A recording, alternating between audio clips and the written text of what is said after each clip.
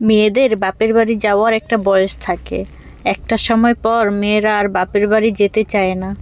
আর নারী যদি কখনো তার বাপের বাড়ি যেতে চায় তাহলে তাকে যেতে দেওয়া উচিত। কারণ মেয়েদের যতদিন বাবা মা বেঁচে থাকবে ততদিনই সে বাবার বাড়ি যেতে চাবে।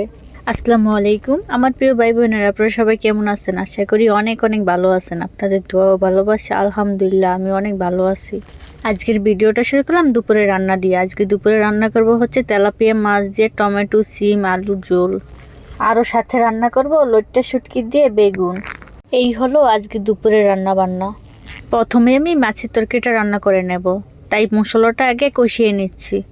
এই তো সুন্দর করে আমি মশলাটা কষিয়ে নিয়েছি। এখন আমি সিম আলুগুলো দিয়ে দেব। আগে সিম আলুটা একটু কষিয়ে নিয়ে তারপরে দেবো একটু টমেটো। টমেটো যদি আগে দেই তাহলে তো টমেটোটা গলে যাবে, তাই টমেটোটা পরে দেব। টমেটোটা আর গলবে না। শীতের ভিতরে কিন্তু অনেক রকমেরই সবজি পাওয়া যায়। যখন গরম চলে আসে তখন এই সবজিগুলো আমরা কিন্তু খুবই মিস করি, কারণ শীতের সবজির স্বাদ অন্যরকম।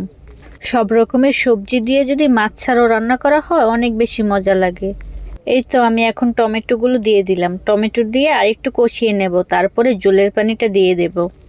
তরকারি আমি এমনি তো অনেক বেশি কষাই, তাহলে তরকারিটা খেতে খুবই মজা হয়। আর ওই চুলায় আমি আবার ভাত বসিয়ে দিয়েছি। ভাতটাও আমার প্রায় রান্না হয়ে গেছে। এখন আমি তরকারিটা রান্না করে তারপরে আমি শুটকি তরকারিটা রান্না করে নেব। মাছ তরকারিটা রান্না করে আমি শুটকি তরকারিটা রান্না করব, কারণ দুই চুলা একসাথে রান্না করলে তাহলে কিন্তু তরকারি নাড়াচাড়া দিতে অনেক বেশি কষ্ট হয়ে যায়।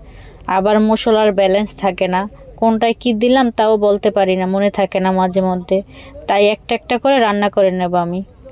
এই তো আমার মাছ তরকারিটা প্রায় হয়ে গেছে। এখন আমি ধনিয়া পাতা দিয়ে দিয়েছি, তারপরে উঠিয়ে নেব। এই তো আমার মাছ তরকারিটা রান্না শেষ। এখন আমি শুটকি তরকারিটা রান্না করে নেব। এখন আমি শুটকি তরকারিটা রান্না করব। প্রথমে পেঁয়াজ মরিচটা লাল লাল করে নিয়েছি, তারপরে শুটকিটা দিয়ে দিয়েছি। শুটকিটা ভাজা ভাজা হওয়ার পরে আমি মশলাগুলো দিয়ে দিলাম। মশলাটা একটু কষানোর পরে এখন আমি পানিটা দিয়ে দেব। সামান্য পানি দিলাম, দিয়ে এখন মশলাটা কষিয়ে নেব ভালো করে। মশলাটা কষিয়ে তারপরে আমি বেগুন আলু এগুলো কেটে রেখেছি ওগুলো দিয়ে দেব।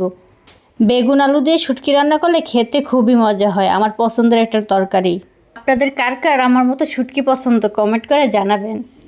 অনেকে আবার শুটকি খেতে পারে না, কিন্তু আমার কিন্তু শুটকি অনেক বেশি ফেভারিট। শুটকির ভর্তা বলেন আর তরকারি বলেন, এই দুটোই আমার অনেক বেশি পছন্দের।